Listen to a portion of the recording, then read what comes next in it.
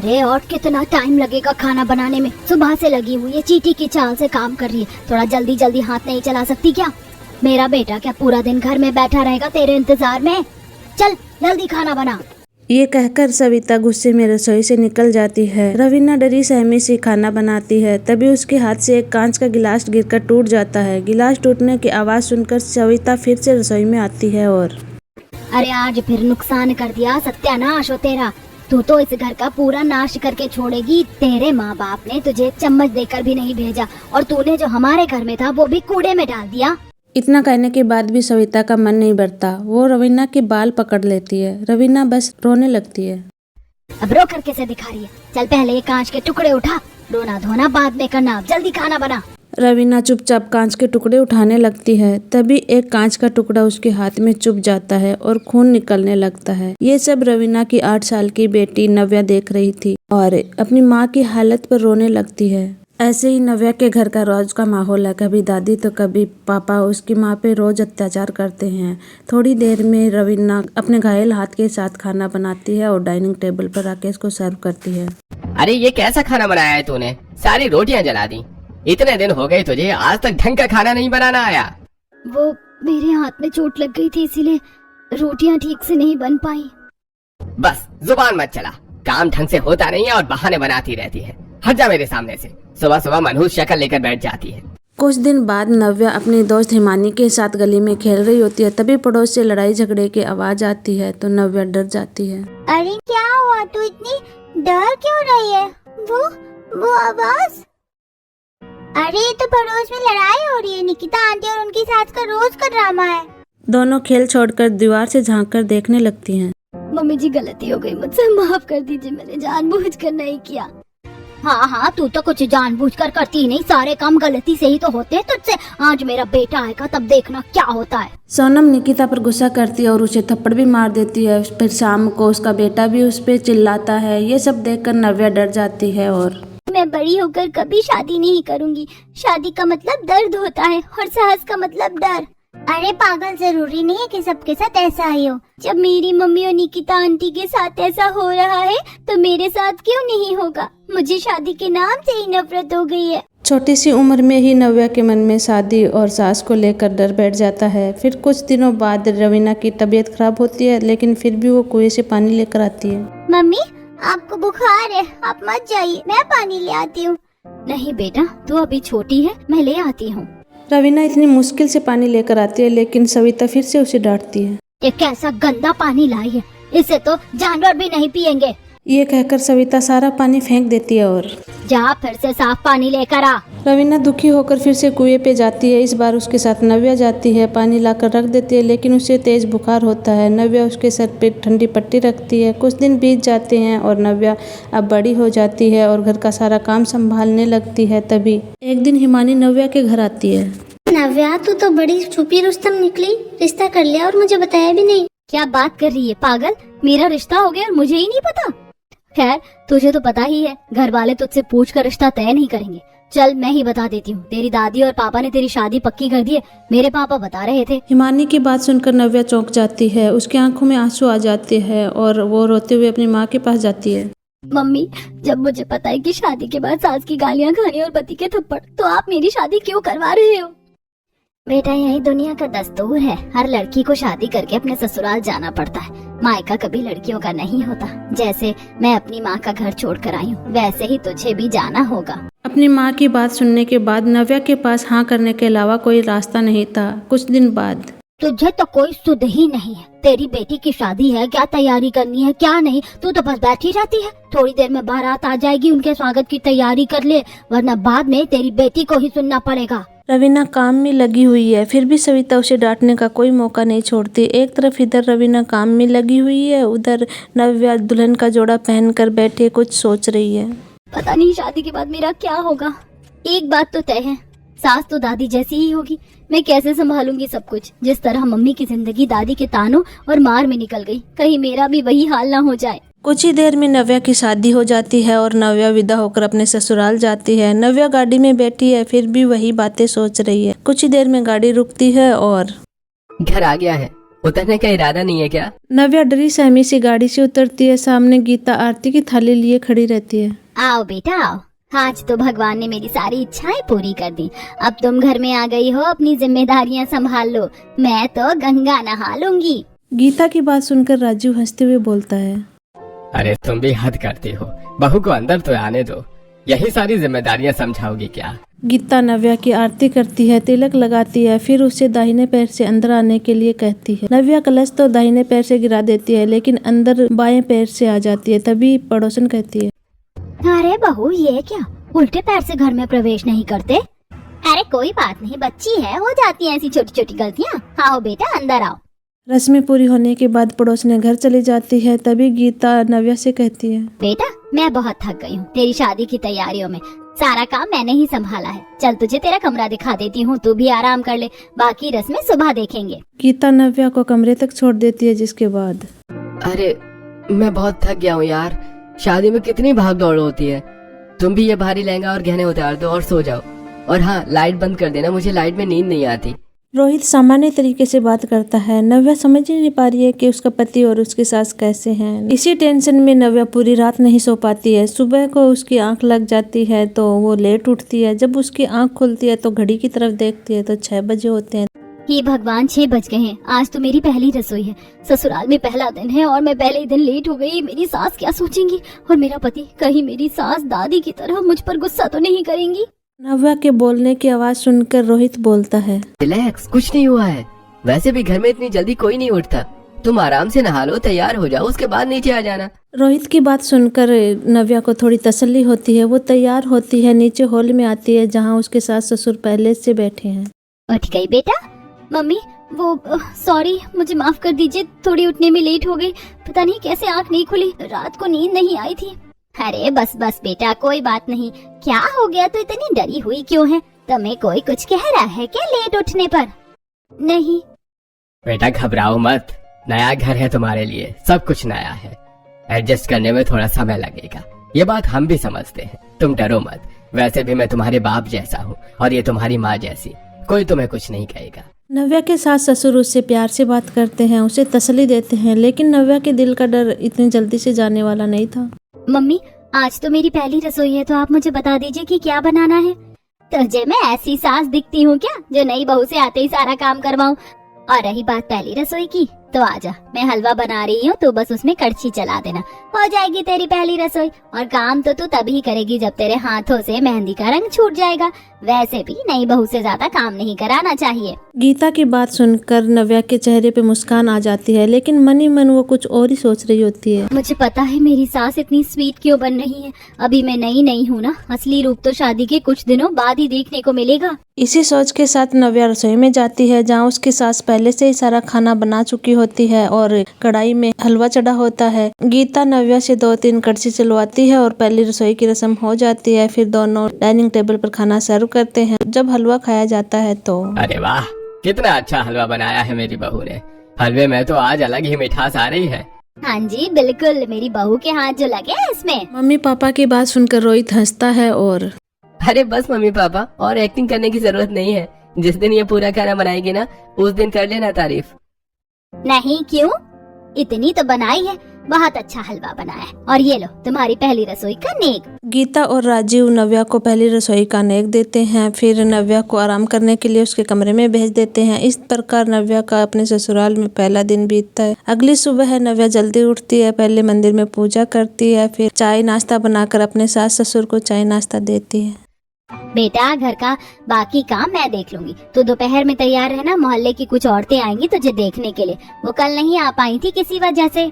गीता की बात सुनकर नव्या हाँ में सिर हिला देती है, फिर अपने कमरे में चली जाती है। फिर कुछ देर के बाद कुछ पड़ोसने आती हैं और अरे गीता, कहाँ है तेरी बहू? जरा बुला तो, हम भी तो देखे तू अपने इकलौते बेटे के लिए कैसी दुल्हन लाई है। हाँ बहन, बुलाओ अपनी बहू को। अरे आप लोग बैठो तो सही, मैं अभी बुलाती हूँ। गीता नव्या को आवाज लगाती है। नव्या बाहर आती है, सर पे पल्लू होता है। पहले वो हाथ जोड़कर नमस्कार करती है, फिर पैर छूती है। तेरी बहू तो बड़ी संस्कारी है। आज के मॉडर्न जमाने में भला कौन किसी के पैर छूता और सिर पर पल्लू। आजकल की बहुएं तो रखना ही पसंद नहीं करती। हमने कोई जोर जबरदस्ती नहीं की है। ये रही मेरी बहू, तुम खुद पूछ लो, अपनी मर्जी से रखा है इसने बल्लू। हाँ, यही तो संस्कार होते हैं जो अपनी मर्जी से किए जाए, जबरदस्ती से नहीं। ऐसे ही पड़ोसनी आपस में बात करने लगती है। गीता नव्या को रसोई में भेज देती है ताकि वो पड़ोसनों के लिए चाय नाश्ता बना सके। नव्या रसोई में आकर सोचती है, मुझे तो ये भी नहीं पता कि घर में सामान कहाँ रखा है। मम्मी जी ने अब तक मुझसे कोई काम नहीं करा, अब मैं कैसे बनाऊं इन सबके लिए चाय और नाश्ता। नव्या घबराहट में जल्दी जल्दी सामान ढूंढने लगती है। तभी उसके हाथ से एक कांच का डिब्बा छूट जाता है और सारी चीनी नीचे बिखर जाती है। गीता आवाज सुनकर जल्दी से रसोई में आती है और मम्मी, मैंने कुछ नहीं किया, ये गलती से गिर गया। मुझे सामान मिल नहीं रहा था, मैं ढूंढने की कोशिश कर रही थी, पता नहीं कैसे गिर गया। अरे बेटा कोई बात नहीं, गलती से ही तो गिरा है, हो जाती हैं गलतियाँ। पहले तुम रोना बंद करो। रो क्यों रही हो? मैंने तुम्हें कुछ कहा भी नहीं। नव्या को डरे हुए देखकर गीता सोचती है और कहती है, चलो तुम एक काम करो, जाकर उन पड़ोसनों के पास बैठो, मैं खुद चाय लेकर आती हूँ। गीता बड़े प्यार से नव्या को रसोई से बाहर भेज देती है और खुद चाय लेकर आती है। पड़ोसने हंसी मजाक करती हैं, चाय पीती हैं, फिर कुछ देर के बाद अपने घर चली जाती हैं। थोड़ी देर बाद शाम को रोहित घर आता है तो मेरे कपड़े कहाँ हैं और मेरी चप्पल? मेरा सामान जहाँ रखा होता है वहीं होना चाहिए। मेरे सामान के साथ छेड़छाड़ करने की कोई जरूरत नहीं है। जी, ये रहे आपके कपड़े और चप्पल भी, और तौलिया मैंने बाथरूम में टांग दिया है, आप नहा लीजिए। रोहित गुस्से में बाथरूम में चला जाता है, लेकिन जैसे ही अंदर जाता है तो यहाँ तो तौलिया है ही नहीं। कहाँ रहता है तुम्हारा ध्यान? कोई काम ढंग से नहीं कर सकती तुम। रोहित की आवाज पूरे घर में गूंज जाती है। ये सब देखकर नव्या डर जाती है, जिसके बाद गीता आती है और तो बहू से ऐसे बात कर रहा है? तो कैसे बात करूँ? क्या पूजा करूँ इसकी? ये कोई छोटी बच्ची है क्या जो मेरी आवाज से डर गई? अरे जब कोई इंसान नहाने जा रहा हो तो बाथरूम में तौलिया होना चाहिए या नहीं होना चाहिए? आप इसे समझाइए कुछ। रोहित का गुस्सा देखकर नव्या और डर जाती है और वो रोने लगती है। गीता उसको संभालती है और रोहित को खरी खोटी सुनाकर चली जाती है। जिस बात का डर था वही हुआ। आखिर कौन सा पति अपनी पत्नी के साथ हमेशा अच्छा रहता है? तो मैं कौन सा कोई खास हूँ? मेरे साथ भी यही होना था, ये तो पहले से तय था। इसी तरह कुछ दिन और बीत जाते हैं। आज के दिन रोहित रात को लेट घर आता है। आप आज ऑफिस से काफी लेट आ गए, काम ज्यादा था क्या?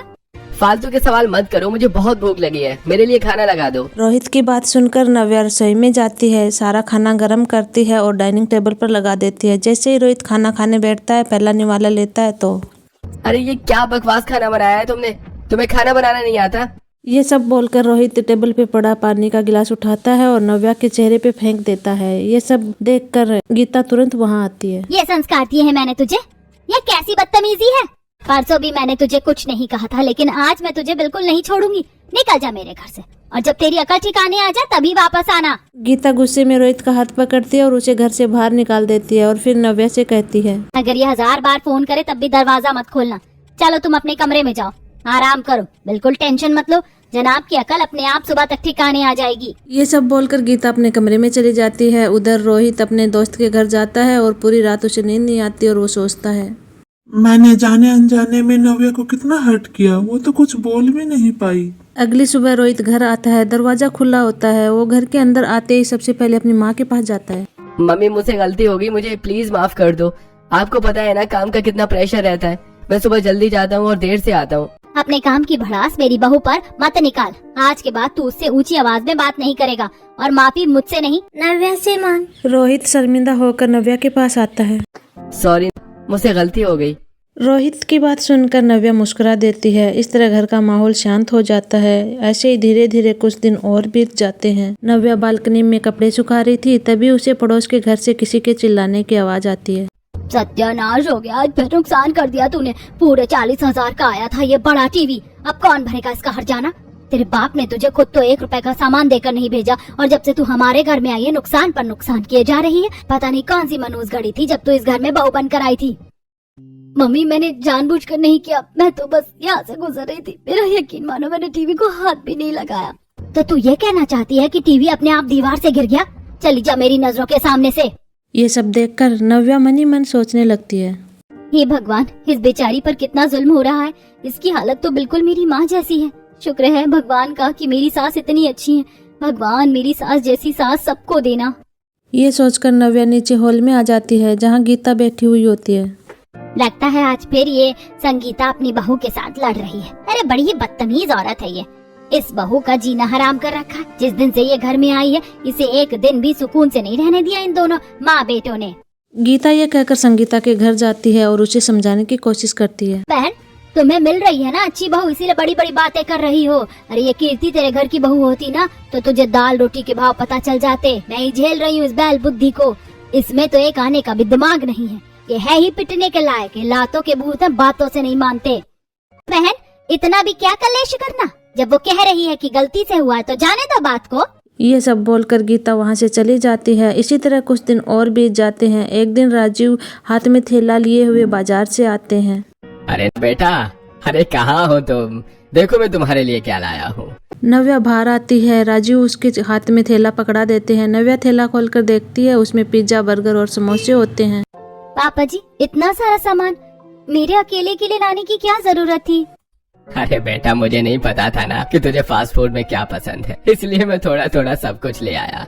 अपने ससुर की ऐसी बातें सुनकर नव्या की आंखों में आंसू आ जाते हैं। और कभी मेरे सगे पापा ने भी मेरी मन की इतनी परवाह नहीं की, और ये मेरे ससुर होकर भी मेरा कितना ख्याल रखते हैं। भगवान मेरे इस परिवार को किसी की नजर ना लगे। कुछ दिन और बीत जाते हैं। रोहित अपने ऑफिस से खुश होकर घर आता है। मम्मी कहाँ हो आप सब? एक गुड न्यूज है। क्या हुआ, क्यों इतना शोर मचा रखा है? मम्मी, जिस प्रोजेक्ट पर मैं काम कर रहा था वो पूरा हो गया है और उसका पूरा क्रेडिट मुझे मिला है। मेरा प्रमोशन भी हो गया है। अरे वाह, ये तो बहुत अच्छी बात है। बेटा जरा सबका मुंह मीठा तो कराओ। नव्या रसोई से मिठाई लाती है। पहले भगवान को भोग लगाती है और फिर सबको खिलाती है। आज तो बहू को बाहर लेकर जा। देख, शादी के बाद से तू कहीं उसे घुमाने भी नहीं ले गया। अरे ठीक है पापा, बाहर घूमने का अभी समय नहीं है, लेकिन मैं इसे आज डिनर पर जरूर ले जाऊंगा। रोहित नव्या को तैयार होने के लिए कहता है। फिर शाम को रोहित और नव्या दोनों खाना खाने के लिए रेस्टोरेंट में जाते हैं। अरे ये मेरा फेवरेट रेस्टोरेंट है। यहाँ सब कुछ मिलता है जो मुझे पसंद है और स्वाद भी एक नंबर। तुम ट्राई करो ये नूडल्स और ये सुशी और ये राइस रोल्स। रोहित के लिए तो ये सब कुछ नॉर्मल था, लेकिन नव्या के लिए ये सब कुछ नया था। उसे तो ठीक से चम्मच पकड़ना भी नहीं आ रहा था। रोहित ने बड़े ही प्यार से उसे चम्मच पकड़ना सिखाया और फिर नव्या भी खाना खाने लगी। फिर खाना खाकर दोनों बाहर आ जाते हैं। रोहित को लगा कि नव्या ने ठीक से खाना नहीं खाया तो एक आइसक्रीम के ठेले पे जाते हैं और आइसक्रीम, मुझे आइसक्रीम खानी है। फिर दोनों आइसक्रीम खाते हैं और घर आ जाते हैं। इसी तरह कुछ दिन और बीत जाते हैं और एक दिन गली में चूड़ी वाला आता है। गीता उसे रोककर नव्या के लिए चूड़ी खरीदती है। सामने खड़ी होकर कीर्ति ये सब देखती है और नव्या कितनी किस्मत वाली है जो उसे इतनी अच्छी सास मिली है। कितना ख्याल रखती है चाची उसका। ऐसी सास सबको मिले। कीर्ति ऐसे ही सब कुछ सोच रही होती है, तभी संगीता आती है और उसे डांट कर अंदर ले जाती है। ऐसे ही कुछ दिन बीत जाते हैं और संगीता की बेटी की भी नई नई शादी होती है। संगीता उसे उल्टी सीधी पट्टी पढ़ाकर उसे ससुराल भेजती है। और एक दिन मोहल्ले की औरतें घूम रही होती हैं और अरे तुम सारी बातें छोड़ो, मोहल्ले में सबसे अच्छी बहू तो सरला को मिली है। बहुत ही संस्कारी बहू है उसकी। अरे वो तो ठीक है, लेकिन बहू की तबीयत भी अच्छी होनी चाहिए।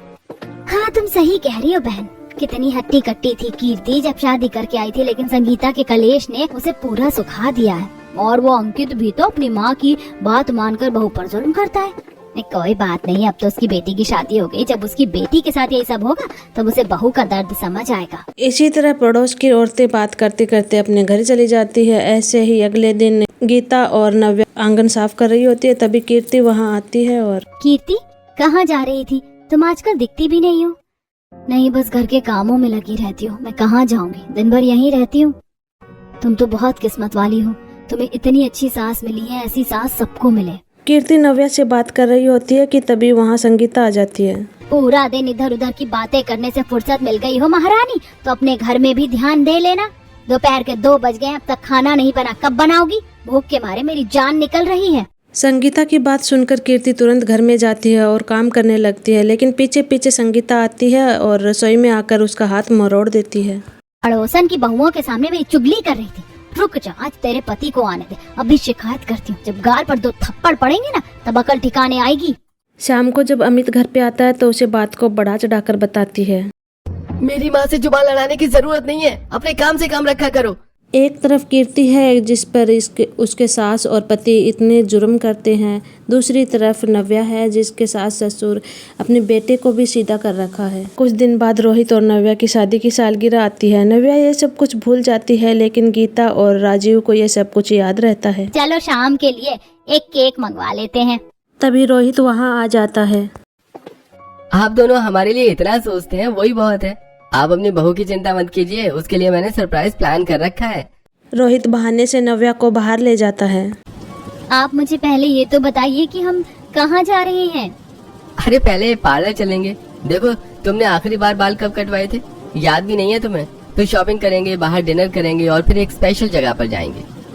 बस कुछ सेकंड्स और। रोहित नव्या की आंखों की पट्टी खोलता है तो सामने एक कैंडल लाइट डिनर सजा है और एक केक रखा हुआ है। नव्या को याद आता है कि आज उसकी सालगिरह है, तो दोनों मिलकर केक काटते हैं, अपनी एनिवर्सरी मनाते हैं और फिर घर लौट जाते हैं। फिर घर पे भी गीता और राजीव ने एक केक लाकर रखा है। सभी खुशी खुशी केक काटते हैं और सो जाते हैं। फिर अगली सुबह संगीता के घर से जोर जोर से चिल्लाने की आवाज आती है। गीता उनके घर जाती है और बहन, सुबह सुबह कौन सी आफत आ गई? क्यों इस बेचारी बच्ची पर जुल्म कर रहे हो तुम दोनों माँ बेटे? अंकित, तुम्हें तो शर्म आनी चाहिए, ये भी किसी की बेटी है। तुम माँ बेटे इसके साथ जैसा बर्ताव करते हो इसे भी बुरा लगता होगा। अरे भगवान न करे जैसा तुम कीर्ति के साथ करते हो वैसा रितिका के साथ हो जाए तो तुम लोगों को कैसा लगेगा? चुप हो जा रितिका, और इसकी कोई बराबरी नहीं है। मेरी बेटी में अच्छे संस्कार हैं। ये कीर्ति तो किसी काम की नहीं है, एक काम भी ढंग से नहीं करती है। आप लोगों के लिए कहना आसान है आंटी, एक दिन इसे झेल कर देखो। हमारे घर का क्या हाल कर रखा है इसने। कभी टीवी तोड़ देती है, कभी बर्तन फोड़ देती है, खाना समय पर नहीं बनाती और पूरा दिन सोती रहती है। हाँ, मुझे भी पता तुम दोनों इससे कितना काम करवाते हो, लेकिन फिर भी मैं ये कहूँगी बच्ची है, थोड़ा प्यार से काम लिया करो। गीता अंकित को किसी तरह समझाकर घर लौट आती है। इसी तरह कुछ दिन और बीत जाते हैं। एक दिन रात को करीब 12 बजे मोहल्ले में एक कार आकर रुकती है जिसकी आवाज पूरे मोहल्ले में गूंज जाती है। और जी सुनिए, ये कैसी आवाज आई? इतनी रात को कौन आया होगा मोहल्ले में? अरे सुबह देख लेना जो भी होगा, अभी मुझे बहुत नींद आ रही है, सोने दो। अगली सुबह सभी लोग बैठकर हॉल में चाय पी रहे होते हैं। तभी पड़ोसन काव्या आती है और गीता से कहती है, तुम्हें कुछ पता लगा क्या? किस बारे में कह रही हो बहन? मैं तो अभी थोड़ी देर पहले ही उठी हूँ। रात को तबीयत ठीक नहीं थी। अरे वही संगीता की बेटी, सुना है ससुराल से कल रात भाग कर आ गई। क्या सच में? मैं तो रात को जाग रही थी, लेकिन इतनी देर हो गई थी कि देखने नहीं गई। तो फिर रितिका ही आई होगी। हाँ, और मुझे तो कुछ ठीक नहीं लग रहा। चल जाकर देखते हैं आखिर मामला क्या है। गीता और काव्या संगीता के घर जाती हैं और अंदर का माहौल देखकर चौंक जाती हैं। मम्मी, मेरे साथ बहुत बुरा होता है। वहाँ दिन भर मुझसे काम करवाते और खाने के समय ताने देते। सासू माँ तो हमेशा मेरे खिलाफ राहुल को भड़काती रहती है, यहाँ तक कि राहुल भी उनकी बात मानकर मुझे मारता है। मैंने बहुत सा मम्मी बहुत कोशिश की, लेकिन जब सहन नहीं हुआ तो मुझे एक कदम उठाना पड़ा। रितिका की बात को सुनकर गीता और काव्या एक दूसरे को देखने लगती हैं। तभी संगीता कहती है, अरे बहन, अंदर आ जाओ। हम तो आ ही गए हैं, लेकिन ये सब क्या हो गया दीदी? रितिका के बारे में सुनकर बहुत बुरा लगा। तभी रितिका उठती है और अपनी चोट सबको दिखाने लगती है। अरे तुमने रिश्ता करने से पहले घर परिवार को ठीक से जांच नहीं की थी क्या? कैसे लोग हैं ये, जानवरों की तरह पीट रखा बच्ची को। मैं तो कहती हूँ अब इसे दोबारा वहाँ मत भेजना। सभी बात कर रहे होते हैं। तभी कीर्ति चाय नाश्ता लेकर आती है। कीर्ति सभी को चाय नाश्ता देती है। तभी रितिका की नजर उसके हाथ पर जाती है। भाभी, आपके हाथ पर ये निशान कैसा है? ये तो जला हुआ लग रहा है। रितिका की बात को सुनकर कीर्ति अपना हाथ छुपा लेती है। कहीं ये भैया ने, मतलब जो मैं सोच रही हूँ, क्या वो सच है? हाँ रितिका, जो तेरे साथ हुआ है वही तेरी माँ और भाई तेरी भाभी के साथ भी करते आए हैं। हमने बहुत समझाया, लेकिन इन्होंने कभी हमारी बात नहीं मानी। गीता की बात सुनकर रितिका अपनी माँ से कहती है, मम्मी भैया, मुझे आप लोगों से ये उम्मीद नहीं थी। मेरे ससुराल वालों की सोच तो मुझे पता चल गई, लेकिन आप लोग कब से इतने पुराने ख्यालों के हो गए? क्यों किया आपने भाभी के साथ ऐसा व्यवहार? दहेज के लिए? अरे दहेज तो भैया ने खुद मना किया था, फिर ये नाटक क्यों? तब सबके सामने अच्छे बन रहे थे तो उसी वक्त मांग लेते ना। रितिका की बात सुनकर दोनों माँ बेटे के चेहरे झुक जाते हैं। उनकी आंखों में अब गुस्सा नहीं बल्कि पछतावा साफ दिखाई देता है। तभी संगीता, बेटा मुझे माफ कर दे, मुझसे बहुत बड़ी गलती हो गई। मैंने जो कीर्ति के साथ किया वही तेरे साथ हो गया, ये सोच कर ही मेरा दिल टूट रहा है। आप मुझसे माफी क्यों मांग रही हैं मम्मी? मेरे साथ तो आपने कुछ गलत नहीं किया। अगर किसी से माफी मांगनी है तो भाभी से मांगो, जिनका जीवन आपने नरक बना दिया। कीर्ति चुपचाप खड़ी रहती है। उसकी आंखों में आंसू है। उसके लिए पहली बार किसी ने आवाज उठाई है। मुझे भी माफ कर दो। मैं माँ की बातों में आकर हमेशा आपको गलत समझता रहा। मुझे ऐसा नहीं करना चाहिए था।